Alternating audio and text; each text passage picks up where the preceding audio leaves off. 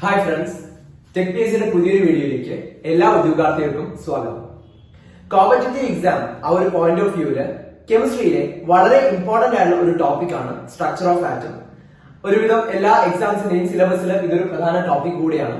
So നമ്മൾ ഈ ഒരു ടോപ്പിക്കിലെ വളരെ പ്രധാനപ്പെട്ട ചില കോൺസെപ്റ്റ് ആണ് ഇന്ന് ഈ ഒരു വീഡിയോയിലൂടെ ഡിസ്കസ് ചെയ്യാനായിട്ട് പോകുന്നത്.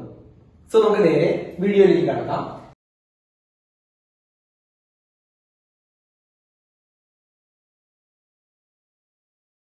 നമ്മൾ ഇതെടുക്കാൻ പോകുന്ന ടോപ്പിക്കിന്റെ പേര് നമുക്കറിയാം, സ്ട്രക്ചർ ഓഫ് ആറ്റം ആണ്.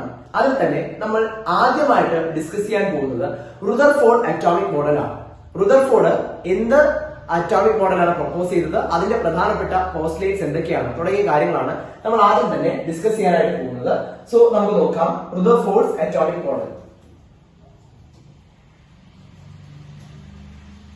Rutherford atomic model. അപ്പൊ റുദർഫോർഡ് ഈ ഒരു അറ്റോമിക് മോഡൽ പ്രപ്പോസ് ചെയ്തത് ഒരു എക്സ്പെരിമെന്റിലൂടെയാണ്. ആ എക്സ്പെരിമെന്റിന്റെ പേര് നമുക്ക് പഠിക്കാറുണ്ട്. എക്സ്പെരിമെന്റിന്റെ പേര് ആൽഫ റേ സ്കാറ്ററിംഗ് എക്സ്പെരിമെന്റ് എന്നാണ് കേട്ടോ. അപ്പൊ ഈ ഒരു എക്സ്പെരിമെന്റിന്റെ പേര് ആൽഫ റേ സ്കാറ്ററിംഗ് എക്സ്പെരിമെന്റ് എന്നാണ്. ആൽഫ റേ സ്കാറ്ററിംഗ് എക്സ്പെരിമെന്റ് വളരെ സിമ്പിൾ ആയിട്ടുള്ള ഒരു എക്സ്പെരിമെന്റൽ സെറ്റപ്പ് ആണ്. നമുക്ക് പഠിക്കാനായിട്ട് വളരെ ബുദ്ധിമുട്ടൊന്നുമില്ല, ഈസി ആയിട്ട് പഠിക്കാനായിട്ട് സാധിക്കും. അതായത് ഇവിടെ അദ്ദേഹം ചെയ്തത് ഒരു ഗോൾഡ് ഫോയിൽ എടുത്തു. ഗോൾഡ് ഫോയിലിന്റെ പ്രത്യേകത, ഗോൾഡ് എന്ന് പറയുന്ന മെറ്റൽ വളരെ ഹൈലി മാല്യബിൾ ആയിട്ടുള്ള ഒരു മെറ്റലാണ്. അതുകൊണ്ട് നമുക്ക് എത്രത്തോളം വേണോ അതിനെ തിന്നാക്കി മാറ്റാനായിട്ട് സാധിക്കും.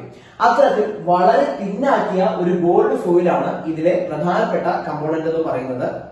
ആ ഗോൾഡ് ഫോയിലേക്ക് ആൽഫ റേസിനെ ഹിറ്റ് ചെയ്യിപ്പിക്കുകയാണ് അദ്ദേഹം ഈ ഒരു എക്സ്പെരിമെന്റിലൂടെ ചെയ്തത്.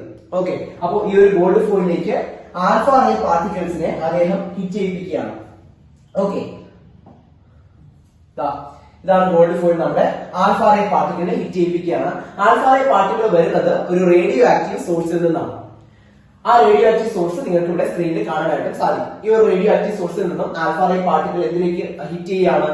ഈ ഒരു ഗോൾഡ് ഫോയിലേക്ക് ഹിറ്റ് ചെയ്യാണ്.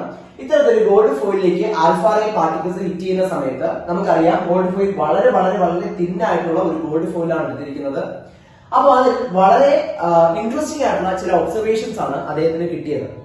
അപ്പൊ നമുക്കറിയാം ആൽഫ റേ പാർട്ടിക്കിൾസ് ഇവിടെ ഈ ഒരു ഫിഗറിൽ വിസിബിൾ ആണെങ്കിൽ കൂടി അത് നമുക്ക് വിസിബിൾ അല്ല. ആൽഫ റേ പാർട്ടിക്കിൾസ് നമുക്ക് കാണാനായിട്ട് കഴിയില്ല.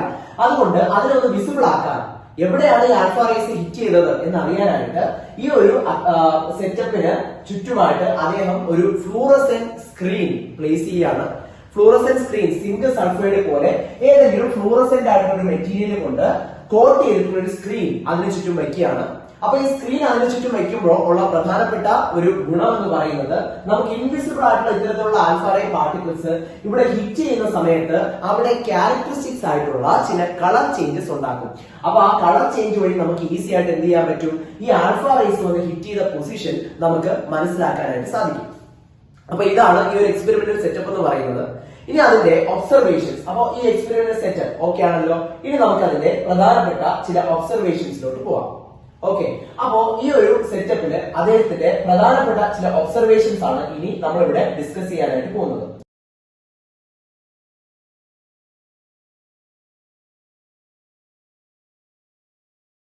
ഓക്കെ, സോ നമുക്ക് വൺ ബൈ വൺ ആയിട്ട് നോക്കാം. അതിൽ ഒന്നാമത്തെ ഒബ്സർവേഷൻ എന്ന് പറയുന്നത് most of the alpha particle passed through the gold foil without any deflection. ഒരുവിധം എല്ലാ ആൽഫ പാർട്ടിക്കിളും എന്ത് ചെയ്യാണ്? മോസ്റ്റ് ഓഫ് ദ ആൽഫ പാർട്ടിക്കിളും യാതൊരു ഡിഫ്ലക്ഷനും ഇല്ലാതെ ആ ഒരു ഗോൾഡ് ഫോയിലിൽ കൂടെ പാസ് ചെയ്ത് പോവുകയാണ്. ഇതാണ് ഏറ്റവും പ്രധാനപ്പെട്ട ആ ഒരു ഒബ്സർവേഷൻ എന്ന് പറയുന്നത്. അതായത് ഇത് ഗോൾഡ് ഫോയിലാണ്, ഇത് നമ്മുടെ ഫ്ലൂറസെന്റ് സ്ക്രീൻ ആണ്, ഇവിടെ നമ്മുടെ റേഡിയോ ആക്റ്റീവ് സോഴ്സ് ഇരിക്കുന്നു. ഈ റേഡിയോ ആക്റ്റീവ് സോഴ്സിൽ നിന്നും ആൽഫ റേ ഇങ്ങനെ വന്നുകൊണ്ടിരിക്കുകയാണ്. അപ്പൊ ഏറ്റവും കൂടുതൽ കളർ ചേഞ്ച് ഒബ്സർവ് ചെയ്തത് ഈ ഒരു റീജിയനിലാണ്. അപ്പൊ ഈ ഒരു റീജിയനിൽ ഏറ്റവും കൂടുതൽ കളർ ചേഞ്ച് ഒബ്സർവ് ചെയ്തു എന്ന് പറയുമ്പോൾ തന്നെ നമുക്കറിയാം ഒരുവിധം ആൽഫ റേസ് എല്ലാം ഇതിന് കൂടെ പാസ് ചെയ്ത് പോയിട്ടുണ്ട്, ഈ ഒരു ഗോൾഡ് ഫോയിലിൽ കൂടെ പാസ് ചെയ്ത് പോയിട്ടുണ്ട്. ഈ ഒബ്സർവേഷൻ ഇതുപോലെ തന്നെ അവിടെ ഇരിക്കട്ടെ. ആൽഫ റേസ് മിക്കതും ഇതുവഴി പാസ് ചെയ്ത് പോയിട്ടുണ്ട്. ഇനി രണ്ടാമത്തെ ഒബ്സർവേഷൻ എന്ന് പറയുന്നത് some alpha particle were deflected at a small angle. വളരെ കുറച്ച് ആംഗിളിൽ ചില ആൽഫ പാർട്ടിക്കിൾ എന്ത് ചെയ്തു? ഡിഫ്ലക്ട് ചെയ്തു. ഇതാണ് രണ്ടാമത്തെ ഒബ്സർവേഷൻ എന്ന് പറയുന്നത്. ഓക്കെ, സോ ഇവിടെ എങ്ങനെയാണ് ഈ ഒരു ഡിഫ്ലക്ഷൻ? ഇതുപോലെ ചെറിയ ആംഗിൾസിലാണ് ഡിഫ്ലക്ഷൻ സംഭവിക്കുക. ഓക്കെ, കുറച്ച് ആൽഫ പാർട്ടികൾ ഇതുപോലെ ചെറിയ ആംഗിൾസിൽ എന്ത് ചെയ്തു?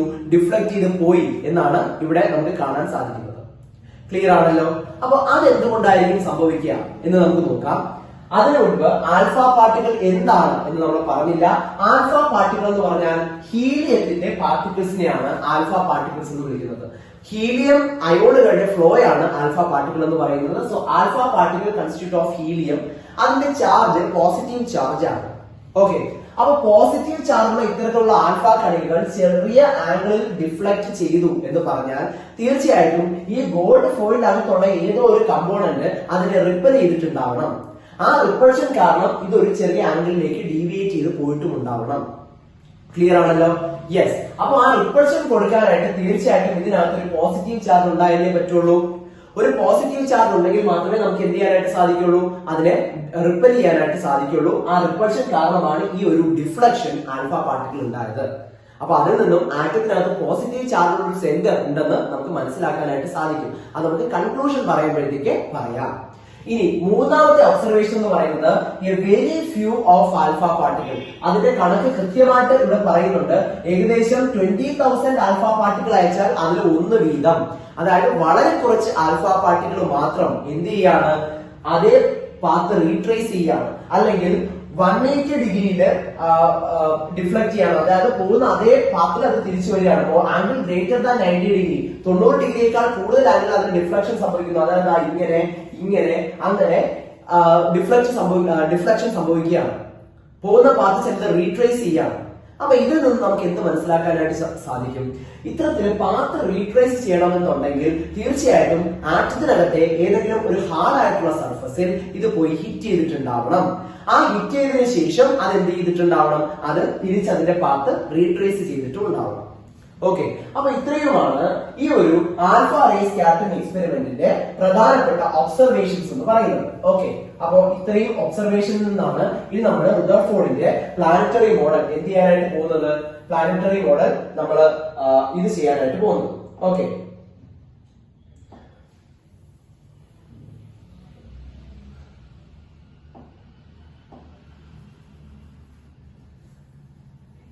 യെസ്, ഇനി നമുക്ക് ഇതിന്റെ കൺക്ലൂഷനിലേക്ക് പോവാണ്. നമ്മള് ഈ ഒരു പ്ലാനറ്ററി മോഡലിന്റെ കൺക്ലൂഷനിലേക്ക് നമ്മൾ പോവാണ്.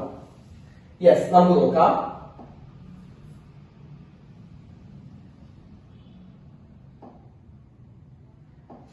ഓക്കെ, അപ്പൊ ഇവിടെ നമുക്ക് ആദ്യത്തെ ഒബ്സർവേഷൻ എന്തായിരുന്നു? Most of the alpha particle pass through the gold foil without any deviation എന്നാണ് നമ്മൾ പഠിച്ചത്. യാതൊരു ഡീവിയേഷനും ഇല്ലാതെ ആൽഫ പാർട്ടിക്കിൾ എന്ത് ചെയ്തു, അതുവഴി പാസ് ചെയ്തു പോയി. അങ്ങനെയാണെങ്കിൽ atom is mostly empty space എന്നല്ലേ നമുക്ക് പറയാൻ സാധിക്കുക. Most of the space inside the atom is empty. ഇതാണ് ഒന്നാമത്തെ conclusion. Okay, most of the space inside the atom is empty. ആറ്റത്തിനകത്തെ ഒരുവിധം സ്പേസ് മുഴുവൻ എന്താണ്, വേക്കന്റ് ആണ്, അവിടെ യാതൊന്നുമില്ല, എംപ്റ്റി ആണ്. ഇനി സെക്കൻഡ്, അടുത്ത് നമ്മൾ എന്താ കണ്ടത്, നമ്മൾ കുറച്ച് ആൽഫ പാർട്ടിക്കിൾ ചെറിയൊരു ആംഗിളിൽ ഡിഫ്ലക്ട് ചെയ്തു, ചെറിയൊരു ആംഗിൾ ഡീവിയേറ്റ് ചെയ്തു. ഒരു ആംഗിൾ ലെസ് ദാൻ 90 ഡിഗ്രിയിൽ കുറച്ച് ആൾക്കാർ എന്ത് ചെയ്തു, ഡീവിയേറ്റ് ചെയ്തു എന്ന് നമ്മൾ കണ്ടു. അപ്പൊ അത്തരത്തിൽ ഡീവിയേറ്റ് ചെയ്യണമെങ്കിൽ ആറ്റത്തിനകത്ത് ഒരു പോസിറ്റീവ് ചാർജ് ഉള്ള ഒരു സെന്റർ ഉണ്ടായിരിക്കണം. ഓക്കെ, അപ്പൊ അത് തന്നെയാണ് നമ്മുടെ രണ്ടാമത്തെ conclusion. The presence of dense positively charged core, a small number of particles were deflected. അതിന്റെ മീനിങ് എന്താണ്? there is a tiny central core. ആറ്റത്തിനകത്ത് വളരെ ടൈനി, വളരെ ചെറിയ ഒരു സെൻട്രൽ കോർ ഉണ്ട്. ഓക്കെ, ആ കോറിനെ നമ്മൾ എന്ത് പേരിട്ട് വിളിച്ചു? ന്യൂക്ലിയസ് എന്ന് പേരിട്ട് വിളിച്ചു. ഓക്കെ, അപ്പോ ആറ്റത്തിനകത്ത് ഒരുവിധം സ്പേസ് മുഴുവൻ വേക്കന്റ് ആണ്, എംപ്റ്റി ആണ്. ആറ്റത്തിനകത്ത് ഒരു സെൻട്രൽ കോർ ഉണ്ട്, അതിന് ചാർജ് പോസിറ്റീവ് ആണ്. ആ positively charge central core of atom is known as nucleus. അതിനെയാണ് നമ്മൾ ന്യൂക്ലിയസ് എന്ന് വിളിച്ചത്. ഓക്കെ, ഇനി the nucleus is massive and positively charge. ഇതാണ് നമ്മുടെ മൂന്നാമത്തെ കൺക്ലൂഷൻ എന്ന് പറയുന്നത്. കാരണം നമ്മൾ വളരെ ഫ്യൂ ആൽഫ പാർട്ടിക്കിൾ എന്ത് ചെയ്യാണ്, ആ കണക്ക് ഞാൻ പറഞ്ഞു, ഏകദേശം 20,000 ആൽഫ പാർട്ടിക്കിൾ അയക്കുകയാണെങ്കിൽ അതിൽ ഒരെണ്ണം വീതം എന്ത് ചെയ്യുകയാണ്, അത് പോയ വഴിയെ റീട്രേസ് ചെയ്യാണ്, അല്ലെങ്കിൽ 90 ഡിഗ്രിയേക്കാൾ കൂടിയ ഒരു ആംഗിളിൽ അത് ഡിഫ്ലക്ട് ചെയ്യുകയാണ്. അപ്പൊ അത്തരത്തിൽ ഡിഫ്ലക്ഷൻ നടക്കണമെങ്കിൽ ഓക്കെ, ആ പോസിറ്റീവ് ചാർജ്, ആ ന്യൂക്ലിയസ് എന്ന് പറയുന്നത് വളരെ മാസീവ് ആയിരിക്കണം, മാത്രവുമല്ല ഡെൻസറും ആയിരിക്കണം. കട്ടിയുള്ള ഒരു സാധനത്തിൽ ചെന്നിടിച്ചാൽ മാത്രമേ ഹീലിയം പാർട്ടിക്കിൾ എന്ത് ചെയ്യുള്ളൂ, ഹീലിയം പാർട്ടിക്കിൾ അതിന്റെ പാത്ത് റീട്രേസ് ചെയ്യുള്ളൂ. ഓക്കെ, അപ്പോ എന്താണ്, ഈ ഒരു ന്യൂക്ലിയസ് വളരെ ഡെൻസർ ആണ്. ന്യൂക്ലിയസിന് വളരെയധികം കട്ടിയുണ്ട്, അതിന് മാസ് ഉണ്ട്, മാത്രമല്ല അതിന്റെ ചാർജ് പോസിറ്റീവ് ചാർജ് ആണ്. നെഗറ്റീവ് ചാർജ് ആയിരുന്നെങ്കിൽ ആൽഫ പാർട്ടിക്കിൾ അതുമായിട്ട് അട്രാക്ട് ചെയ്യപ്പെട്ടേനെ, പക്ഷെ അങ്ങനെ ചെയ്തില്ല. അപ്പൊ തീർച്ചയായിട്ടും അതെന്താണ്, അതിന്റെ ചാർജ് നെഗറ്റീവ് ആണ്. ഓക്കെ, സോറി, പോസിറ്റീവ്ലി ചാർജ് ആണ് എന്ന് നമ്മൾ പഠിച്ചു. ഓക്കെ, അപ്പൊ ഇവിടെ പറഞ്ഞിട്ടുണ്ട് സിൻസ് ആൽഫ റേസ് അല്ലെങ്കിൽ alpha particles are positively charge only repulsive positive charge could cause such deflection. ഒരു റിപ്പൾസീവ് ആയിട്ടുള്ള പോസിറ്റീവ് ചാർജിന് മാത്രമേ ഇത്തരത്തിലുള്ള ഡിഫ്ലക്ഷൻ കോസ് ചെയ്യാനായിട്ട് സാധിക്കൂ എന്ന് ഇവിടെ കൃത്യമായിട്ട് പറഞ്ഞിട്ടുണ്ട്. ഓക്കെ, അപ്പൊ ഈ കൺക്ലൂഷൻസ് എല്ലാം നമുക്ക് എവിടെന്നാ കിട്ടിയത്?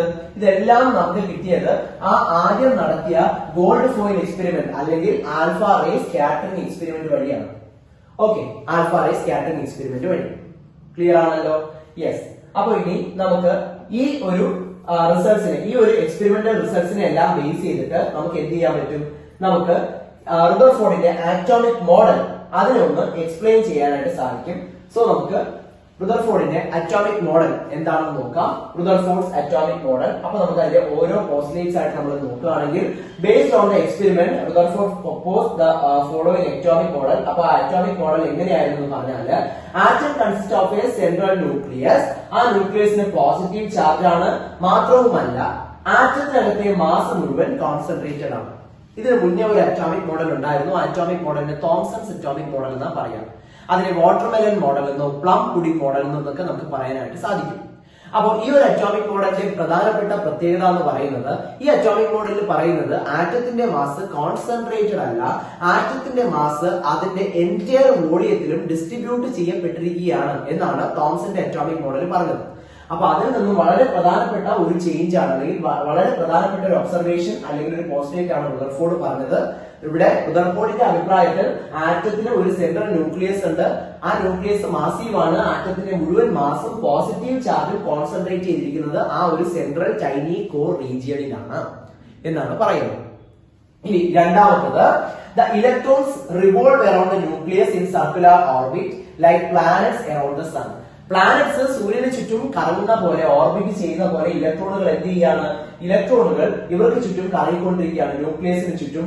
അതുകൊണ്ട് തന്നെ ഇതിനെ പ്ലാനറ്ററി മോഡൽ എന്നും നമ്മൾ പറയാറുണ്ട്. റുദർഫോർഡിന്റെ ഈ ഒരു അറ്റോമിക് മോഡൽ നമ്മൾ എന്തെന്ന് പറയാറുണ്ട്? പ്ലാനറ്ററി മോഡൽ എന്നും പറയാറുണ്ട്. ഓക്കെ, പ്ലാനറ്ററി മോഡൽ എന്നും പറയാറുണ്ട്. ക്ലിയർ? ഇനി അടുത്ത point, atom is electrically neutral, so the number of electrons equal to the number of positive charge inside the nucleus. ന്യൂക്ലിയസിനകത്ത് എത്ര പോസിറ്റീവ് ചാർജ് ഉണ്ടോ അത്രയും എത്ര പോസിറ്റീവ് ചാർജ് ഉണ്ടോ അത്രയും ഇലക്ട്രോണുകളാണ്. ഫോർ എക്സാമ്പിൾ, ന്യൂക്ലിയസിന്റെ പോസിറ്റീവ് ചാർജ് 10+ ആണെങ്കിൽ അതിനകത്ത് 10 ഇലക്ട്രോൺ ഉണ്ടാവും. അപ്പൊ ഈ 10 പോസിറ്റീവ് ചാർജും 10 നെഗറ്റീവ് ചാർജും കൂടെ ക്യാൻസൽ ആയിട്ട് ആറ്റം എന്തായിട്ട് മാറി? ആറ്റം ഇലക്ട്രിക്കലി ന്യൂട്രൽ ആയിട്ടുള്ള ഒരു എൻറ്റിറ്റി ആയിട്ട് മാറി. ഓക്കെ, സോ ഇത്തരത്തിൽ ആറ്റം ഈസ് ഇലക്ട്രിക്കലി ന്യൂട്രൽ. അപ്പൊ അത് ഇലക്ട്രിക്കലി ന്യൂട്രൽ ആയതിന് പ്രധാനപ്പെട്ട കാരണം എന്ന് പറയുന്നത് ഇതാണ്. എന്താണ് കാരണം? ആറ്റത്തിനകത്തെ പോസിറ്റീവ് ചാർജിന്റെ, അതായത് ന്യൂക്ലിയസിന്റെ ചാർജിന്റെയും നെഗറ്റീവ് ചാർജുകളുടെ, അതായത് ഇലക്ട്രോണുകളുടെ എണ്ണത്തിന്റെയും എന്താണ് അതിന്റെ വാല്യൂസ് ഈക്വൽ ആണ്. ഈക്വൽ ആയതുകൊണ്ടാണ് ഇങ്ങനെ ഒരു ഇലക്ട്രിക്കൽ ന്യൂട്രാലിറ്റി ആറ്റംസ് എക്സിബിറ്റ് ചെയ്യുന്നത് എന്നും നമുക്ക് കാണാനായിട്ട് സാധിക്കും. ഓക്കെ, അപ്പൊ ഇതാണ് റുദർഫോർഡ്സ് അറ്റോമിക് മോഡലില് നമുക്ക് പ്രധാനമായിട്ട് പറയാനായിട്ടുള്ളത്. ഇനി നമ്മൾ ഏതൊരു മോഡലിനെ പറ്റി പഠിക്കുമ്പോഴും അതിന്റെ പോസ്റ്റ്ലേറ്റ് കഴിഞ്ഞാൽ ഇനി അതിന് എന്തെങ്കിലും ലിമിറ്റേഷൻസ് ഉണ്ടോ എന്നാണ് നമ്മൾ നോക്കാനായിട്ട് പോകുന്നത്. അപ്പൊ ഇവിടെ റുദർഫോർഡ് അറ്റോമിക് മോഡലിന്റെ പ്രധാനപ്പെട്ട ലിമിറ്റേഷൻസ് എന്തൊക്കെയാണ് എന്നാണ് നമ്മൾ ഇവിടെ നോക്കാനായിട്ട് പോകുന്നത്. അപ്പൊ നമുക്ക് അതൊന്ന് നോക്കി വരാം. Limitations of Rutherford's atomic model. ഒന്നാമത്തെ ലിമിറ്റേഷൻ എന്ന് പറയുന്നത് ആറ്റത്തിന്റെ സ്റ്റെബിലിറ്റിയെ പറ്റി എക്സ്പ്ലെയിൻ ചെയ്യാൻ ആർക്ക് സാധിച്ചിട്ടില്ല? ഈ ഒരു അറ്റോമിക് മോഡലിന് സാധിച്ചിട്ടില്ല. It couldn't explain the stability of atom. ആറ്റത്തിന്റെ സ്റ്റെബിലിറ്റിയെ പറ്റി പറയാനായിട്ട് അതിന് കഴിഞ്ഞിട്ടില്ല. അതായത് സ്റ്റെബിലിറ്റിയെ പറ്റി പറയാന്ന് പറഞ്ഞാൽ ഇവിടെ നമ്മൾ ഇലക്ട്രോ മാഗ്നറ്റിക് തിയറിനെ പറ്റി ഡിസ്കസ് ചെയ്യേണ്ടതായിട്ടുണ്ട്. അതായത് ആറ്റത്തിന്റെ ന്യൂക്ലിയസിന്റെ ചാർജ് പോസിറ്റീവ് ആണ് എന്ന് നമ്മൾ കണ്ടതാണ്. ഈ പോസിറ്റീവ് ചാർജുള്ള ന്യൂക്ലിയസിന് ചുറ്റും നെഗറ്റീവ് ചാർജുള്ള ഇലക്ട്രോണുകൾ തുടർച്ചയായിട്ട് കറങ്ങിക്കൊണ്ടിരിക്കുകയാണ്. അപ്പോ according to electromagnetic theory, നമ്മുടെ electromagnetic theory EM theory നമുക്ക് തൽക്കാലം എഴുതാം. ഇലക്ട്രോ മാഗ്നറ്റിക് തിയറി പറയുന്നത് ഒരു ചാർജ്ഡ് ആയിട്ടുള്ള പാർട്ടിക്കിൾ, ഇവിടെ ഇലക്ട്രോൺ ഒരു ചാർജ്ഡ് ആയിട്ടുള്ള പാർട്ടിക്കിൾ ആണ്, when it accelerate, അതിന് തുടർച്ചയായിട്ട് ആക്സിലറേഷൻ സംഭവിക്കുമ്പോൾ അത് ഫിസിക്സ് ആണ്. കാരണം എങ്ങനെയാണ് ഈ ഇലക്ട്രോൺ ആക്സിലറേറ്റ് ചെയ്യുന്നത്, ഇതിന് ആക്സിലറേഷൻ ത്വരണം ഉണ്ടാവുന്നത് എങ്ങനെ എന്നൊരു സംശയം വന്നേക്കാം. അവിടെ നമുക്കറിയാം ഇതൊരു സർക്കുലാർ മോഷൻ ആണ്. ഇലക്ട്രോൺ ഫോളോ ചെയ്യുന്ന ഒരു സർക്കുലാർ പാത്ത് ആണ്, ശരിയല്ലേ? യെസ്. അപ്പോ നമുക്ക് വെലോസിറ്റി, നമുക്കറിയാം വെലോസിറ്റി ഒരു വെക്റ്റർ ക്വാണ്ടിറ്റി ആണ്. അതായത് it has both magnitude and direction. അതിന് മാഗ്നിറ്റ്യൂഡും ഡയറക്ഷനും ഒരുപോലെ ഉണ്ട്. ഓക്കെ, അപ്പൊ മാഗ്നിറ്റ്യൂഡും ഡയറക്ഷനും ഉള്ള ഒരു വാല്യൂ ആയതുകൊണ്ട് സർക്കുലർ പാത്തിൽ നോക്കൂ, തുടർച്ചയായിട്ട് ഇതിന്റെ ഡയറക്ഷൻ ചേഞ്ച് ചെയ്തുകൊണ്ടിരിക്കുകയാണ്, ശരിയല്ലേ? ഓരോ സെക്കൻഡിലും അല്ലെങ്കിൽ ഓരോ പോയിന്റിലും ഇതിന്റെ ഡയറക്ഷൻ ചേഞ്ച് ചെയ്തുകൊണ്ടിരിക്കുകയാണ്. എങ്ങനെയാ ഡയറക്ഷൻ എടുക്കുക? It is a tangent to that point എന്ന് നമ്മൾ പഠിച്ചിട്ടുണ്ട് ഇൻ ഫിസിക്സ്. ടാൻജന്റ് ആണ്, ആ പോയിന്റ് വരയ്ക്കുന്ന ടാൻജന്റ് ആണ് ഇവിടുത്തെ ഡയറക്ഷൻ. അപ്പൊ തുടർച്ചയായിട്ട് ഇതിന്റെ ഡയറക്ഷൻ ചേഞ്ച് ചെയ്തുകൊണ്ടിരിക്കുകയല്ലേ? യെസ്. അതുകൊണ്ട് വെലോസിറ്റി ഇവിടെ ചേഞ്ച് ആവുന്നുണ്ട്. ഇതൊരു ആക്സിലറേറ്റഡ് മോഷൻ ആണെന്ന് പറയാം. അപ്പൊ ഇത്തരത്തിൽ ആക്സിലറേറ്റ് ചെയ്തുകൊണ്ടിരിക്കുന്ന ഒരു charge particle it should continuously emit radiation. അത് റേഡിയേഷൻ അല്ലെങ്കിൽ എനർജി കണ്ടിന്യൂസ് ആയിട്ട് എമിറ്റ് ചെയ്യേണ്ടി വരും. തുടർച്ചയായിട്ട് എന്ത് എമിറ്റ് ചെയ്യേണ്ടി വരും? എനർജി എമിറ്റ് ചെയ്യേണ്ടി വരും. ഓക്കെ, അപ്പൊ എനർജി എമിറ്റ് ചെയ്യേണ്ടി വന്നാൽ ഇലക്ട്രോൺസിന്റെ എനർജി തീർന്നു പോകില്ലേ? തീർച്ചയായിട്ടും ഇലക്ട്രോൺസിന്റെ എനർജി തീർന്നു പോയിട്ട് ഇതെന്ത് ചെയ്യും?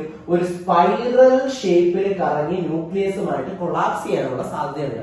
എനർജി ലോസ് ആയി ഒരു സ്പൈറൽ ഷേപ്പിൽ കറങ്ങി ന്യൂക്ലിയസിലേക്ക് വന്നിടിക്കാനുള്ള സാധ്യതയുണ്ട്. ഓക്കെ, പക്ഷെ യഥാർത്ഥത്തിൽ ഇങ്ങനെ സംഭവിക്കുന്നില്ല. അഥവാ ഇങ്ങനെ സംഭവിക്കുകയാണെങ്കിൽ ആറ്റംസ് എന്തല്ല, സ്റ്റേബിൾ അല്ല എന്നല്ലേ നമുക്ക് പറയാനായിട്ട് സാധിക്കുള്ളൂ. പക്ഷെ ആറ്റംസ് സ്റ്റേബിൾ ആണ്, ഇങ്ങനെ സംഭവിക്കുന്നില്ല.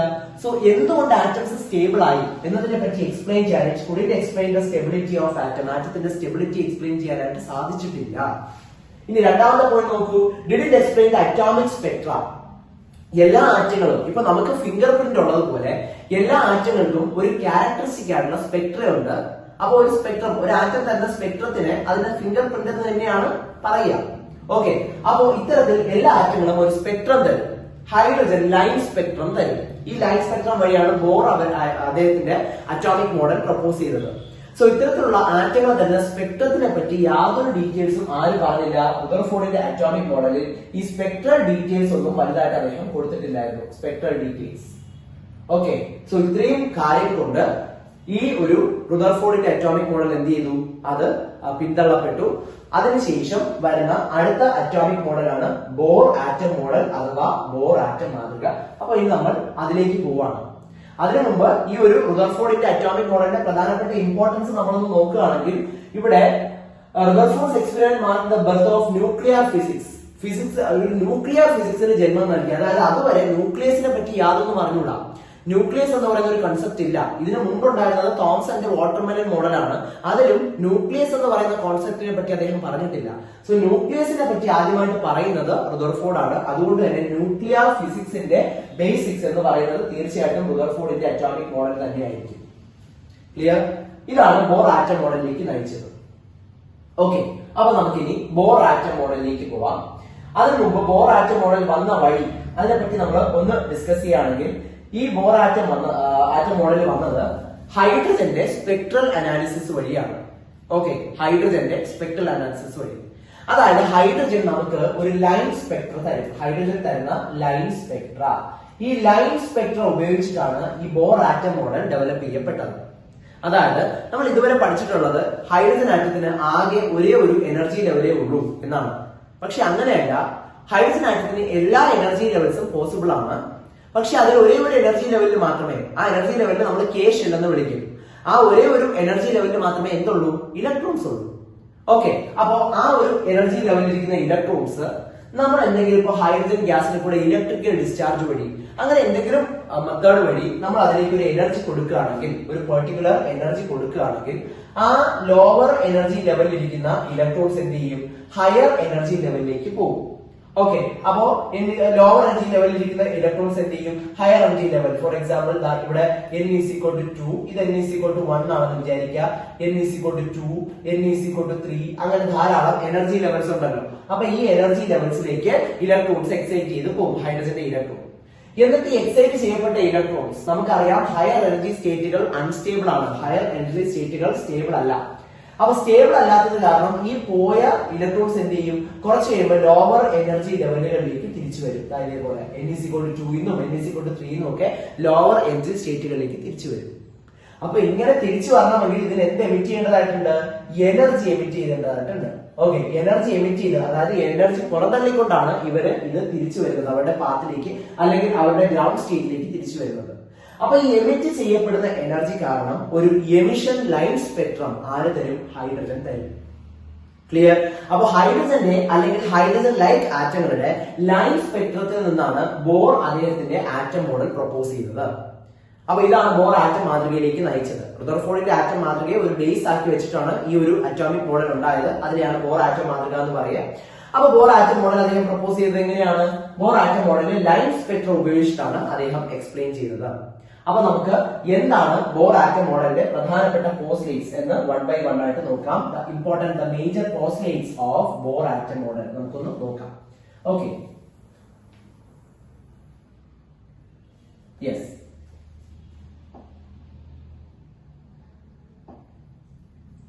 അപ്പോ ഒന്നാമത്തെ പ്രധാനപ്പെട്ട പോസ്റ്റ്ലേറ്റ് എന്ന് പറയുന്നത് the electrons revolve in fixed orbit.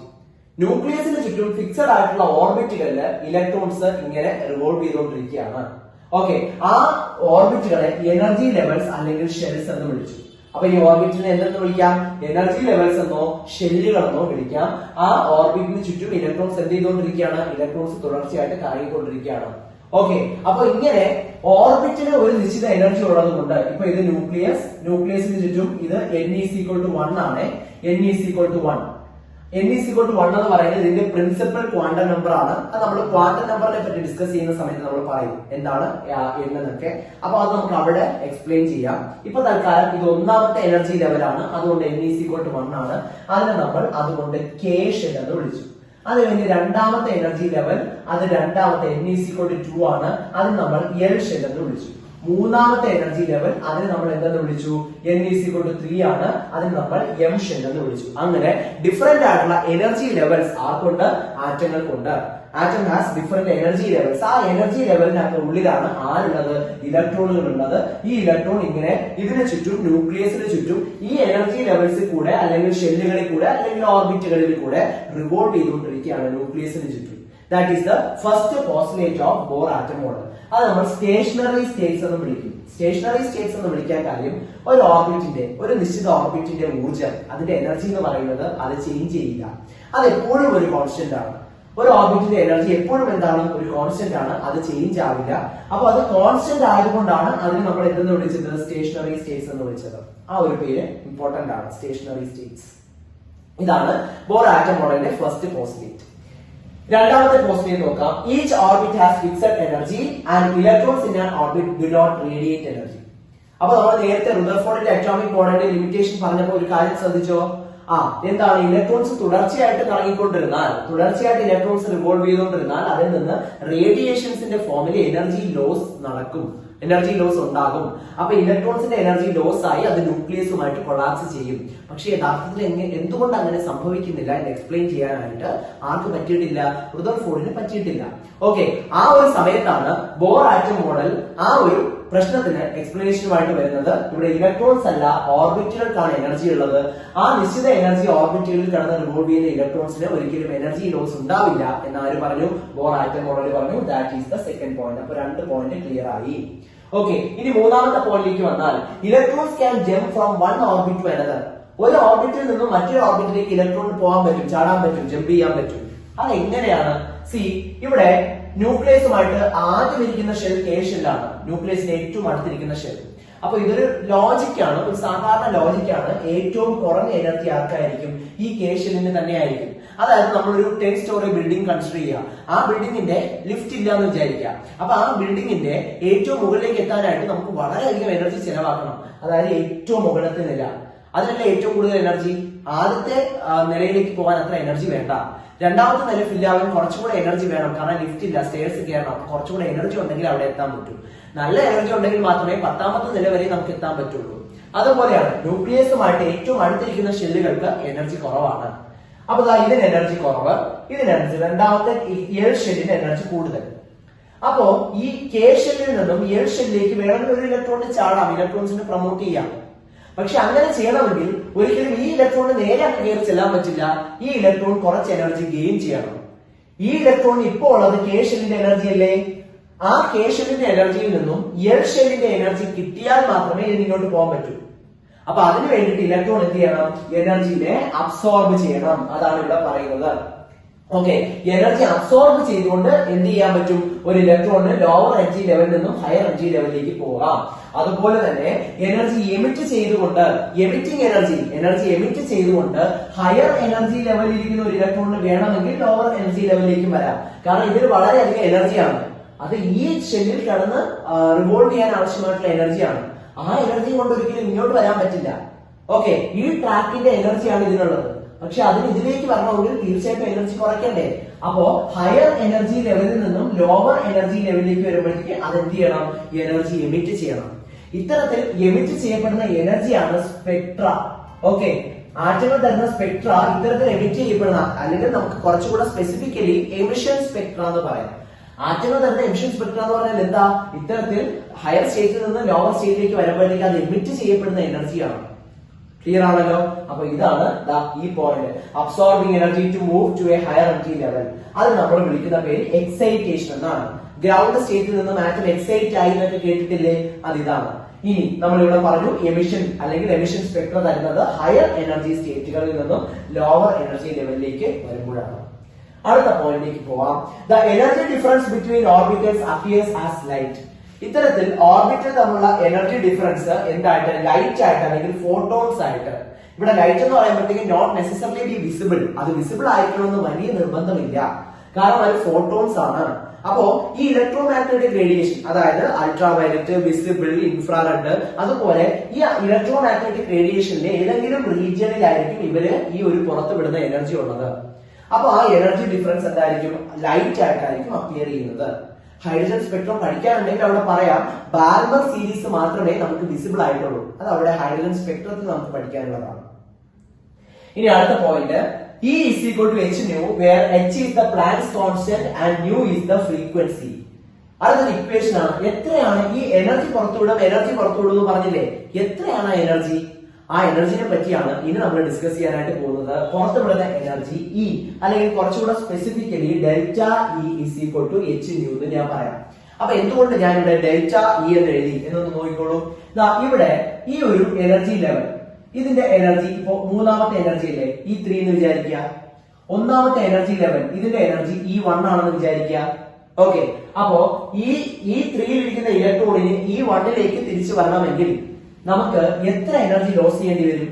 E3 നിന്ന് E1ലേക്ക് എത്തണമെങ്കിൽ നമുക്ക് E3 minus E1 energy loss ചെയ്യേണ്ടി വരും. ഇത്രയും എനർജി കുറഞ്ഞാലേ E3 നിന്ന് എന്തിലേക്ക്? E1ലേക്ക് എത്താൻ പറ്റുള്ളൂ. അപ്പൊ ഇവിടെ ഈ ഒരു ഇലക്ട്രോൺ പുറത്ത് കളയുന്ന എനർജി ഡെൽറ്റ ഇ എന്ന് പറയുമ്പോൾ അവിടുത്തെ ചേഞ്ച് ഇൻ എനർജിയാണ് ഞാൻ ഉദ്ദേശിച്ചത്. Delta E is equal to E3 minus E1. ഇതാണ് അവിടുത്തെ എനർജി. ഈ എനർജിയുടെ വാല്യൂ ആണ് E is equal to h nu, where h is the Planck's constant. h നെ വിളിക്കുന്ന പേര് Planck's constant എന്നാണ്. Planck's constant, അതിന്റെ വാല്യൂ എന്ന് പറയുന്നത് 6.626 into 10⁻⁻34 ജൂൾ സെക്കൻഡ് ആണ് Planck's constant വാല്യൂ. ഓക്കെ, ഇനി അടുത്തത് ന്യൂ എന്ന് പറഞ്ഞാൽ അവിടുത്തെ ഫ്രീക്വൻസി ആണ്. ന്യൂ എന്ന് പറഞ്ഞാൽ ഫ്രീക്വൻസി. ഓക്കെ, അപ്പോ എത്ര ഫ്രീക്വൻസിയിലാണ് ഈ റേഡിയേഷൻസ്, അല്ലെങ്കിൽ എത്ര ഫ്രീക്വൻസിയിലാണ് ഈ ഇലക്ട്രോൺസ് താഴേക്ക് വരുന്നത് എന്ന് നമുക്ക് ഈ ഒരു ഇക്വേഷൻ എന്ന് പറഞ്ഞൂടെ? Delta E is equal to h nu. ഇതാണ് ഈ പുറത്തു വിടുന്ന എനർജി. അപ്പൊ ഈ പുറത്തു വരുന്ന ഫോട്ടോണിന്റെ ഫ്രീക്വൻസി, ആവൃത്തി, അത് എത്രയാണെന്ന് ചോദിച്ചാൽ നമുക്ക് വളരെ സിമ്പിൾ ആയിട്ട് ഈ ഇക്വേഷനിൽ കാൽക്കുലേറ്റ് ചെയ്യാൻ പറ്റും. ചിലപ്പോൾ എനർജി കാൽക്കുലേറ്റ് ചെയ്യാനായിരിക്കും ക്വസ്റ്റ്യൻ, അല്ലെങ്കിൽ ഫ്രീക്വൻസി കാൽക്കുലേറ്റ് ചെയ്യാനായിരിക്കും ക്വസ്റ്റ്യൻ. പ്ലാങ്ക്സ് കോൺസ്റ്റന്റ് വാല്യൂ തീർച്ചയായിട്ടും നമ്മൾ അറിഞ്ഞിരിക്കണം. പക്ഷെ ചിലപ്പോൾ ക്വസ്റ്റ്യൻ തന്നേക്കാം, അല്ലെങ്കിൽ നമ്മൾ തീർച്ചയായിട്ടും ഒന്ന് പഠിച്ചു വെച്ചേക്കാം. It is 6.626 into 10⁻⁻34 joule second. Okay, അപ്പോ ഇത്രയുമാണ് അവിടെ ആ ഒരു ഭാഗത്ത് നമുക്ക് പ്രധാനമായിട്ട് ഡിസ്കസ് ചെയ്യാനായിട്ടുള്ളത്. ഓക്കെ, ഒരുപാട് ഇമ്പോർട്ടന്റ് ആയിട്ടുള്ള കാര്യങ്ങളാണ് ഈ ഒരു ഭാഗത്ത് നമ്മൾ ഡിസ്കസ് ചെയ്തത്. ബോർ ആറ്റം മോഡലിന്റെ വളരെ പ്രധാനപ്പെട്ട ചില points.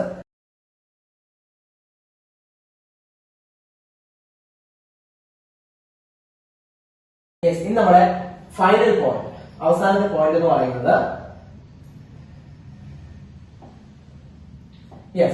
only those circular orbits are allowed for electrons in which the angular momentum is an integral multiple of h by 2 pi.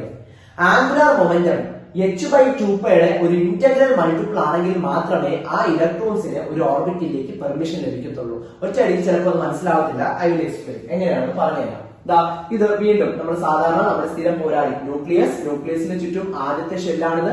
ഇത് ന്യൂക്ലിയസിന് ചുറ്റുമുള്ള രണ്ടാമത്തെ ഷെല്ലാണിത്. ഓക്കെ, രണ്ട് ഷെൽ എടുക്കാം. ഏറ്റവും മിനിമം ആണ് വെച്ചിട്ട് നമുക്ക് കാര്യം മനസ്സിലാക്കാം. അപ്പൊ ഇവിടെ ഒരു ഇലക്ട്രോൺ കിടന്ന് കറങ്ങുകയാണ്. അപ്പൊ ഇലക്ട്രോൺ ചെറിയ മാസീവ് ആയിട്ടുള്ള പാർട്ടിക്കിൾ ആണ്.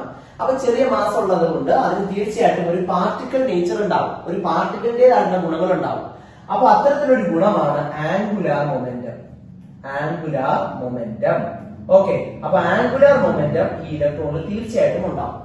ആ ആംഗുലാർ മൊമെന്റം കണ്ടുപിടിക്കാനുള്ള ഇക്വേഷൻ ഫിസിക്സ് ആണ്. System of particles and rotation motion പ്രകാരം ആംഗുലാർ മൊമെന്റം അത് ഒമേഗ കൊണ്ടാണ് നമ്മൾ റെപ്രസെന്റ് ചെയ്യുന്നത്. ആംഗുലാർ മൊമെന്റം mvr ആണ്. വേർ m നമുക്കറിയാം mass of electron, v velocity of electron, r radius of this orbit. ഈ ഒരു ഓർബിറ്റിന്റെ റേഡിയസ്, ഈ ഒരു റേഡിയസ് ഉണ്ടല്ലോ, അതാണ് r. അപ്പൊ ആ റേഡിയസ് എങ്ങനെയാ കണ്ടുപിടിക്കുക? ശ്രദ്ധിക്കുക, ആ റേഡിയസ് കണ്ടുപിടിക്കാനും നമുക്ക് ഇക്വേഷൻ ഉണ്ട്. എല്ലാത്തിനും പരിഹാരമുണ്ട്. ഹൈഡ്രജൻ അല്ലെങ്കിൽ ഹൈഡ്രജൻ ലൈക്ക് ആയിട്ടുള്ള atom. Okay, hydrogen or hydrogen like. Hydrogen like എന്ന് പറയുമ്പോൾ നമുക്ക് ഹീലിയം പ്ലസ് വരാം, ലിഥിയം 2+ വരാം, ബെറിലിയം 3+ വരാം. ഇതൊക്കെ ഹൈഡ്രജൻ ലൈക്ക് സ്പീഷീസ് ആണ്. കാരണം ഇതിലെല്ലാം എന്തേ ഉള്ളൂ? ആകെ ഒരേ ഒരു ഇലക്ട്രോണേ ഉള്ളൂ. ക്ലിയർ ആണല്ലോ? അപ്പൊ ഹൈഡ്രജൻ അല്ലെങ്കിൽ ഹൈഡ്രജൻ ലൈക്ക് സ്പീഷീസിന്റെ റേഡിയസ്, അറ്റോമിക് റേഡിയസ്, ഇത് ബോർ ആറ്റം മോഡലിന്റെ ഒരു പോസ്റ്റ്ലേറ്റ് ആയിട്ട് തന്നെ പഠിക്കുക.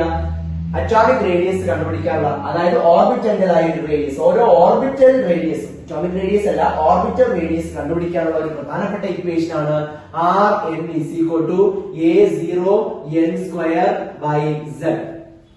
Rn = a0n²/z, where z is the atomic number, n is the number of shell. ഇത് ഫസ്റ്റ് അല്ലേ, ഇതിന്റെ പ്രിൻസിപ്പൽ ക്വാണ്ടം നമ്പർ 1 ആണ്. അപ്പൊ ഇത് ഒന്നാമത്തെ ഷെൽ, ഇത് രണ്ടാമത്തെ ഷെൽ. അപ്പോ രണ്ടാമത്തെ ഷെല്ലിന്റെ റേഡിയസ് എനിക്ക് വേണമെന്നുണ്ടെങ്കിൽ ഞാൻ സിംപ്ലി ഇതാ ഈ ഇക്വേഷൻ ഇട്ട് കൊടുത്താൽ മതി. ഹൈഡ്രജൻ അല്ലെങ്കിൽ ഹൈഡ്രജൻ ലൈക്ക് ആറ്റങ്ങൾക്ക് മാത്രമേ പറ്റൂ. അത് മാത്രം ഒന്ന് മനസ്സിലാക്കി വെച്ചിരിക്കുക. അതിവിടെ എഴുതിയിട്ടുണ്ട്. Okay, yes. അപ്പോ അത്തരത്തിൽ നമുക്ക് റേഡിയസും കണ്ടുപിടിക്കാം. അപ്പൊ ഇത്തരത്തിൽ കിട്ടുന്ന angular momentum should be equal to mvr എന്ന് പറയുന്ന angular momentum should be equal to h/2π. nh/2π എന്ന് നമുക്ക് എഴുതാം. അതായത് h/2πയുടെ ഒരു ഇന്റഗ്രൽ മൾട്ടിപ്പിൾ ആയിരിക്കണം. ഇവിടെ ഒരു ഇലക്ട്രോൺ കിടന്ന് കറങ്ങണമെന്ന് വിചാരിച്ചോ, തീർച്ചയായിട്ടും ഇലക്ട്രോൺ മാസ് ഉള്ളതുകൊണ്ട് ഒരു ആംഗുലാർ മൊമെന്റം ഉണ്ടാവും. ആ ആംഗുലാർ മൊമെന്റം എന്തായിരിക്കണം? h/2π ആയിരിക്കണം. h/2π ആംഗുലാർ മൊമെന്റം ഉള്ള ഇലക്ട്രോണുകളെ മാത്രമേ ഈ ഷെല്ലിലേക്ക്, അതായത് ഒന്നാമത്തെ ഷെൽ കെ ഷെല്ലിലേക്ക് പെർമിറ്റ് ചെയ്യുള്ളൂ. ക്ലിയർ? ഇനി രണ്ടാമത്തെ ഷെല്ലിലേക്ക് കയറുമ്പോൾ അവിടുത്തെ ആംഗുലാർ മൊമെന്റം എന്തായിരിക്കണം? 2h/2π. രണ്ടാമത്തെ ഷെല്ലല്ലേ, അപ്പൊ 2 × h/2π. എന്നിന് പകരം 2 കൊടുക്കുക. അപ്പൊ ഇതൊന്നും ക്യാൻസൽ ആയിട്ടുണ്ട്. നമുക്ക് h/π എന്ന് വരും. ആംഗുലാർ മൊമെന്റം h/π എന്ന് വരും. ഓക്കെ, അപ്പൊ ഇതാണ് രണ്ടാമത്തെ. ഇതിലേക്ക് ഒരു ഇലക്ട്രോണിനെ അലോ ചെയ്യണമെങ്കിൽ ആ ഇലക്ട്രോണിന് h/2π ആയിരിക്കണം ആംഗുലാർ മൊമെന്റം. ഓക്കെ, ഇത്തരത്തിൽ only those circular orbits are allowed for electrons in which the angular momentum is an integral multiple of h/2π. Angular momentum h/2πയുടെ ഒരു ഇന്റഗ്രൽ മൾട്ടിപ്പിൾ ആണെങ്കിൽ മാത്രമേ എന്ത് ചെയ്യാൻ പറ്റുള്ളൂ? ആ ഓർബിറ്റിലേക്ക് ഇലക്ട്രോണിനെ എന്ത് ചെയ്യാൻ പറ്റുള്ളൂ? അലോക്കേറ്റ് ചെയ്യാനായിട്ട് പറ്റുള്ളൂ. ഇതാണ് അടുത്ത ലാസ്റ്റ് പോസ്റ്റ്ലേറ്റ് എന്ന് പറയുന്നത്. ഓക്കെ, അപ്പൊ ഈ ഒരു ഭാഗത്ത് തന്നെ നമ്മൾ ഓരോ ഹൈഡ്രജൻ അല്ലെങ്കിൽ ഹൈഡ്രജൻ ലൈക്ക് സ്പീഷീസിന്റെ ഓരോ ഓർബിറ്റൽ റേഡിയസ് കണ്ടുപിടിക്കാനുള്ള വളരെ പ്രധാനപ്പെട്ട ഒരു ഇക്വേഷൻ ഡിസ്കസ് ചെയ്തു. ഇനി ബോണസ് ആയിട്ട് ഒരു ഇക്വേഷൻ കൂടെ തരാം. അതും ബോർ ആറ്റം മോഡലിന്റെ ഒരു പോസ്റ്റ്ലേറ്റ് തന്നെയാണ്. Energy En is equal to -RH into z²/n² എന്ന് പറയുന്ന ഇക്വേഷൻ ഉപയോഗിച്ച് ഈ ഓരോ ഷെല്ലിന്റെയും എനർജി കണ്ടുപിടിക്കാം. Where RH is a constant known as Rydberg's constant. Rydberg's constant എന്നാണ് RH നമ്മൾ വിളിക്കുന്ന പേര്. Rydberg's constant value 2.18. Rydberg's constant അതിന്റെ വാല്യൂ 2.18 into 10⁻⁻18 ജൂൾ ആണ് Rydberg's constant വാല്യൂ. അപ്പൊ RH എന്താണെന്നായി. Z നമുക്കറിയാം, അറ്റോമിക് നമ്പർ n നമുക്കറിയാം ഏത് ഷെല്ലിന്റെ എനർജിയാണോ നമുക്ക് വേണ്ടത് അതാണ് -RH × z²/n² എന്ന് പറയുന്ന ഈ ഒരു ഇക്വേഷൻ ഉപയോഗിച്ച് ഓരോ ഓർബിറ്റൽ റേഡിയസും നമുക്ക് ഓർബിറ്റൽ എനർജി നമുക്ക് കണ്ടുപിടിക്കാനായിട്ട് സാധിക്കും. അപ്പൊ നമ്മൾ എന്തൊക്കെയാ പഠിച്ചത്? ഓരോ ഓർബിറ്റലിന്റെ റേഡിയസ് കണ്ടുപിടിക്കാൻ ഇപ്പൊ അറിയാം, ഓരോ ഓർബിറ്റലിന്റെ എനർജി കണ്ടുപിടിക്കാനായിട്ട് അറിയാം, ഇനി അവിടെ ആംഗുലർ മൊമെന്റം ഓഫ് ഇലക്ട്രോൺ കണ്ടുപിടിക്കാൻ അറിയാം, ആംഗുലർ മൊമെന്റം mvr കണ്ടുപിടിക്കാൻ അറിയാം.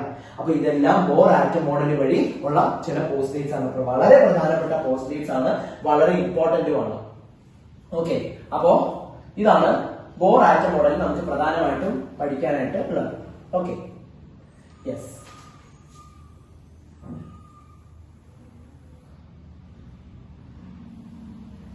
അപ്പൊ അടുത്തത് നമുക്ക് ഈ ഒരു ആറ്റം മോഡലിന്റെ ലിമിറ്റേഷൻസ്, പ്രധാനപ്പെട്ട ലിമിറ്റേഷൻസ് എവിടെയൊക്കെയാണ് ഇതിന് പോരായ്മകൾ ഉണ്ടായിട്ടുള്ളത് എന്ന് നമുക്കൊന്ന് നോക്കാം. ഓക്കെ, അപ്പോ അതിലേക്കാണ് നമ്മൾ അടുത്ത് പോകുന്നത്. Just A second. യെസ്,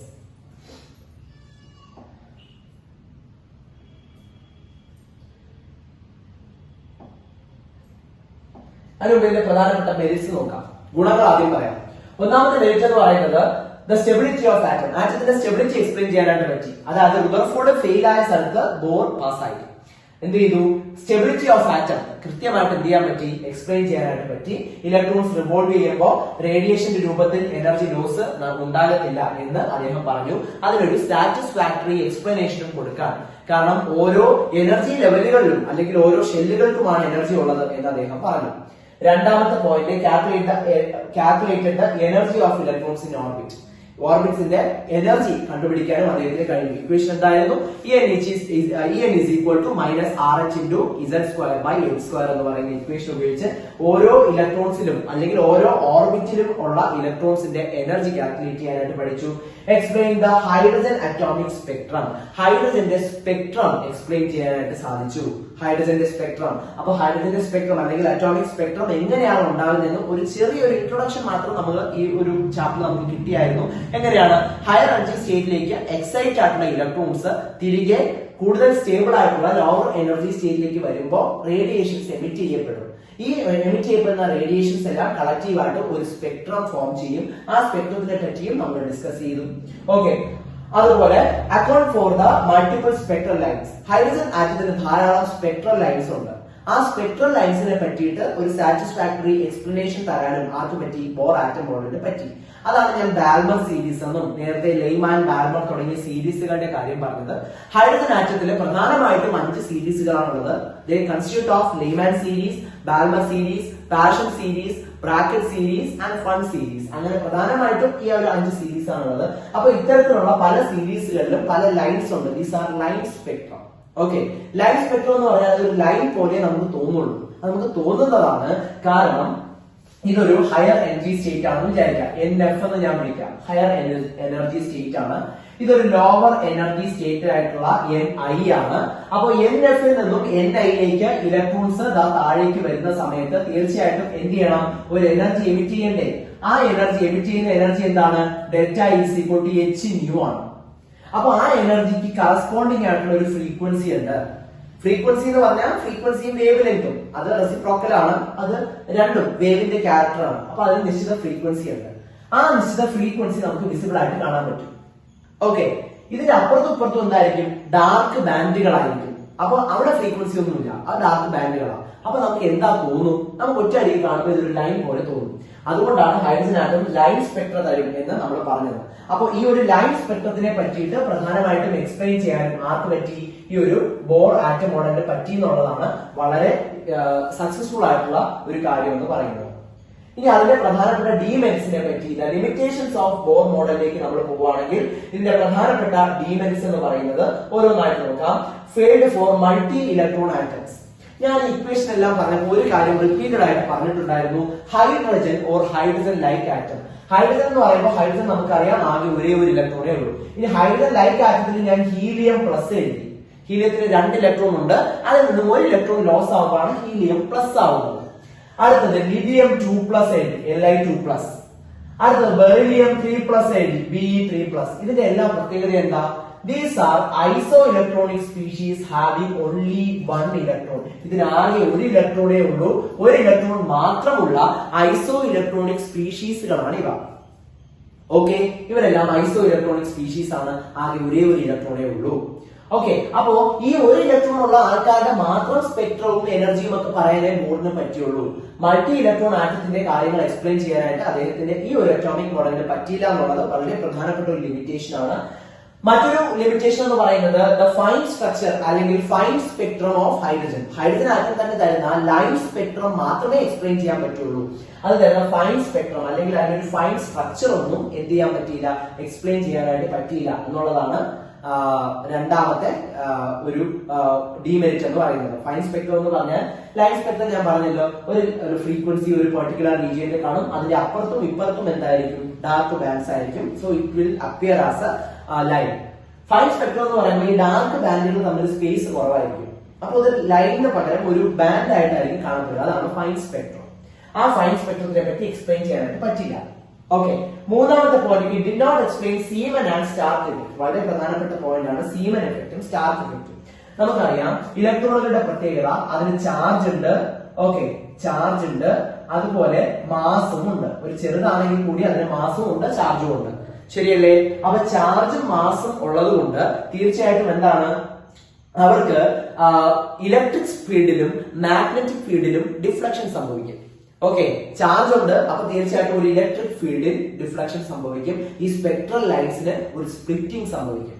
അതുപോലെ മാഗ്നറ്റിക് ഫീൽഡിന് മാസ് ഉള്ളതുകൊണ്ട് മാഗ്നറ്റിക് ഫീൽഡിന് ചാർജും മാസും ഉള്ളത് കാരണം എന്ത് സംഭവിക്കും, മാഗ്നറ്റിക് ഫീൽഡിലും ഈ ഒരു ഹൈഡ്രജൻ സ്പെക്ട്രത്തിന് എന്ത് സംഭവിക്കും, ഒരു സ്പ്ലിറ്റിംഗ് സംഭവിക്കും. അത്തരത്തിൽ സീമൻ എഫക്ട് എന്ന് പറഞ്ഞാല് മാഗ്നറ്റിക് ഫീൽഡിന്റെ പ്രസൻസിൽ ഈ ഒരു സ്പെക്ട്രൽ ലൈനുകൾക്ക് സംഭവിക്കുന്ന സ്പ്ലിറ്റിംഗ് ആണ്. സ്പെക്ട്രൽ ലൈൻസ് മാഗ്നറ്റിന്റെ ഒരു പ്രസൻസിൽ എന്ത് ചെയ്യും, സ്പ്ലിറ്റ് ആയി പോകും. അതാണ് സീമൻ എഫക്ട് എന്ന് പറയുന്നത്. ഓക്കെ, അടുത്ത സ്റ്റാർക്ക് എഫക്ട് ആണ്. ഇലക്ട്രിക് ഫീൽഡിന്റെ സാന്നിധ്യത്തിലാണ് ഈ ഒരു സ്പ്ലിറ്റിംഗ് സംഭവിക്കുന്നതെങ്കിൽ അത് നമ്മൾ വിളിക്കുന്ന പേരാണ് സ്റ്റാർക്ക് ഇഫക്ട്. ഓക്കെ, അപ്പൊ സീമൻ ഇഫക്റ്റുമായി സ്റ്റാർക്ക് ഇഫക്റ്റുമായി ഇത്തരത്തിൽ സീമൻ ആൻഡ് സ്റ്റാർക്ക് ഇഫക്റ്റുകൾ എന്തുകൊണ്ട് നടക്കുന്നു അതിനെപ്പറ്റി എക്സ്പ്ലെയിൻ ചെയ്യാനായിട്ട് ആർക്ക് പറ്റിയിട്ടില്ല, ബോർ ആറ്റം മോഡലിന് പറ്റിയിട്ടില്ല. അതാണ് മൂന്നാമത്തെ limitation. It couldn't explain Zeeman effect and Stark effect. That is the splitting up of spectral lines in presence of electric and magnetic field. അത് പറ്റിയിട്ടില്ല. ലാസ്റ്റ് പോയിന്റ് എന്ന് പറയുന്നത് no explanation for the molecular shapes. മോളിക്യൂളിന്റെ shape എങ്ങനെയായിരിക്കും അതിനെപ്പറ്റി ഒരു explanation കൊടുക്കാനോ അല്ലെങ്കിൽ കെമിക്കൽ ബോണ്ടിങ്ങിന്റെ കൂടുതൽ കാര്യങ്ങൾ എക്സ്പ്ലെയിൻ ചെയ്യാനോ ഒന്നും ഈ ഒരു അറ്റോമിക് സ്പെക്ട്രത്തിന് പറ്റിയിട്ടില്ല. ഇതാണ് നാലാമത്തെ ഡിമെറിറ്റ് എന്ന് പറയുന്നത്. ഇത്തരത്തിൽ 4 ഡിമെറിറ്റുകളാണ് ബോർ ആറ്റം മോഡലിനുള്ളത്. ഓക്കെ, പ്രധാനമായിട്ടും നമുക്ക് ഇത് പറയാം. ഒരു എക്സാം പോയിന്റ് ഓഫ് വ്യൂവിൽ നമ്മൾ ഏറ്റവും മിനിമൽ ആയിട്ടുള്ള കാര്യങ്ങൾ മാത്രം നമ്മൾ ഏറ്റവും ഇമ്പോർട്ടന്റ് ആയിട്ടുള്ളതും എന്നാൽ മിനിമൽ ആയിട്ട് ഉള്ള ഇത് മാത്രം, നോട്ടുകൾ മാത്രം നമ്മൾ അറിഞ്ഞിരിക്കുക. അപ്പം അതനുസരിച്ചാണ് ഇത് നമ്മൾ നോക്കുന്നത്. അപ്പോ പ്രധാനമായിട്ട് നമുക്ക് എന്ത് ചെയ്യാൻ പറ്റും, ഈ ഒരു ഇഫക്റ്റുകളാണ് എന്തുള്ളത്, അതിന്റെ ലിമിറ്റേഷൻസ് ആയിട്ട് നമുക്ക് പറയാനായിട്ടുള്ളത് വളരെ പ്രധാനമായിട്ട് ബോർ ആറ്റം മോഡലിന്. ഓക്കെ, മിക്ക ടെക്സ്റ്റുകളിലും ഇത്രയും ലിമിറ്റേഷൻസ് ആണ് കൊടുത്തിട്ടുള്ളത്. Okay, yes. അപ്പോ ഇന്ന് ഈ ഒരു സെഷനിൽ നമ്മൾ മെയിൻ ആയിട്ട് ഡിസ്കസ് ചെയ്തത് റുദർഫോർഡിന്റെ അറ്റോമിക് മോഡൽ. അത് എങ്ങനെയാണ് എക്സ്പെരിമെന്റൽ സെറ്റപ്പ് തൊട്ട് നമ്മൾ കണ്ടു. ഗോൾഡ് ഫോയിൽ എക്സ്പെരിമെന്റ് വഴിയാണ് ആ ഒരു റുദർഫോർഡിന്റെ ആറ്റം മോഡൽ അദ്ദേഹം എക്സ്പ്ലെയിൻ ചെയ്തത്. അതിന് തീർച്ചയായിട്ടും ചില ലിമിറ്റേഷൻസ് ഉണ്ടായിരുന്നു. ഈ ലിമിറ്റേഷൻസിനെ ഓവർകം ചെയ്യാനായിട്ട് ബോർ ആറ്റം മോഡൽ വന്നു. ബോർ ആറ്റം മോഡൽ ഹൈഡ്രജന്റെ ലൈൻ സ്പെക്ട്രം വഴിയാണ് അദ്ദേഹം എക്സ്പ്ലെയിൻ ചെയ്തത്. അപ്പൊ ഹൈഡ്രജന്റെ ലൈൻ സ്പെക്ട്രം എന്താണ് അതിനെ പറ്റിയുള്ള ഒരു ബ്രീഫ് ആയിട്ടുള്ള ഒരു ഇൻട്രൊഡക്ഷൻ കൂടെ നമ്മൾ കണ്ടായിരുന്നു. എങ്ങനെയാണ് ഹൈഡ്രജന്റെ ലൈൻ സ്പെക്ട്രം ഫോം ആവുന്നത്, അങ്ങനെയുള്ള കാര്യങ്ങളെല്ലാം കണ്ടു. അതിൽ നിന്നും എന്ത് ചെയ്തു, ഒരു ബോർ ആറ്റം മോഡൽ അദ്ദേഹം ഉണ്ടാക്കി, കുറച്ച് പോയിന്റ്സ് പ്രപ്പോസ് ചെയ്തു. പക്ഷെ അതിന് ഒരുപാട് മെറിറ്റ്സും എന്നാൽ ഡിമെറിറ്റ്സും ഉണ്ടായിരുന്നു. അതെല്ലാം നമ്മൾ കണ്ടു. അപ്പോൾ ഡിമെറിറ്റ്സ് ഉള്ളത് കൊണ്ട് ഒരിക്കലും നമുക്ക് എന്ത് ചെയ്യാൻ പറ്റില്ല, ആ ഒരു അറ്റോമിക് മോഡൽ വെച്ചിട്ട് ബാക്കിയുള്ള എല്ലാ പ്രോപ്പർട്ടീസും അല്ലെങ്കിൽ ഒരു ആറ്റം തരുന്ന ബാക്കിയുള്ള എല്ലാ ഫിനോമിനാസും നമുക്ക് എക്സ്പ്ലെയിൻ ചെയ്യാനായിട്ട് പറ്റണമെന്നില്ല. അപ്പൊ തീർച്ചയായിട്ടും ഇതിനേക്കാൾ കുറച്ചുകൂടെ അപ്ഡേറ്റഡ് ആയിട്ടുള്ള മറ്റൊരു ആറ്റം മോഡൽ കൂടെ വേണം. ശരിയല്ലേ? യെസ്. അപ്പൊ ഇനി നമ്മൾ ആ ഒരു ആറ്റം മോഡലിലേക്ക് പോവാണ്. അത് നെക്സ്റ്റ് പാർട്ടിൽ നമ്മൾ തീർച്ചയായിട്ടും ആ ഒരു ആറ്റം മോഡലിനെ പറ്റി ഡിസ്കസ് ചെയ്യും. ഇനി നമ്മൾ അടുത്ത സ്റ്റെപ്പ് വയ്ക്കുന്നത് ക്വാണ്ടം മെക്കാനിക്കൽ മോഡലിലേക്കാണ്. ക്വാണ്ടം മെക്കാനിക്സ് വളരെയധികം ഇമ്പോർട്ടന്റ് ആയിട്ടുള്ള വളരെയധികം ആപ്ലിക്കേഷൻസും ഉള്ള ഒരു സയൻസിലെ വളരെ പ്രധാനപ്പെട്ട റീജിയൻ ആണ്. അതുകൊണ്ട് തന്നെ competitive exam, higher level competitive എക്സാമിനൊക്കെ വളരെയധികം ഇമ്പോർട്ടൻസ് ഉള്ള ഒരു ഭാഗം കൂടിയാണ് ക്വാണ്ടം മെക്കാനിക്സ് എന്ന് പറയുന്നത്. ഓക്കെ, അപ്പോ അത് അടുത്തൊരു ക്ലാസ് നോക്കാം. സോ ഇന്നത്തെ സെഷൻ നമുക്കിവിടെ വൈൻഡപ്പ് ചെയ്യാണ്. എല്ലാവർക്കും ഈ ഒരു വീഡിയോ കാണുന്ന എല്ലാ ഉദ്യോഗാർത്ഥികൾക്കും വിജയാശംസകളും അറിയിക്കുകയാണ്. Thank you.